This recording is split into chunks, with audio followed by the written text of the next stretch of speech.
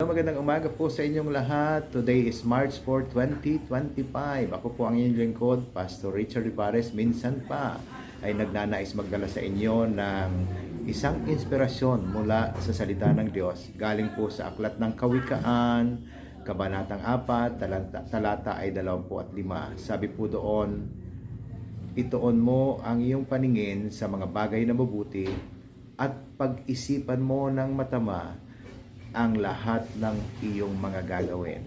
Napakagandang paalaala po nito sa bawat isa sa atin na sa mga bagay na nasa ating paligid, mga bagay na ating ninanais, napakahalaga po na laging ang ating pansin, ang ating paningin ay nakatuon doon sa mga pawang mabuti, sapagkat kung ang ating pipiliin, ang ating titingnan at ang ating lilimiin ay mga bagay na mabuti, ang magiging bunga po nito ay kapaki-pakinabang at pawang mabuti para sa kapakinabangan natin at mga taong nasa paligid natin. Kung kaya po, napakaganda muli, paalaala sa atin, ituon natin ang ating paningin sa mga bagay na mabuti at pag-isipan natin ng maigi ang mga bagay na ating gagawin. God bless po sa ating lahat at nawa po'y patuloy tayong pagpalain ng ating Diyos. Bye-bye po.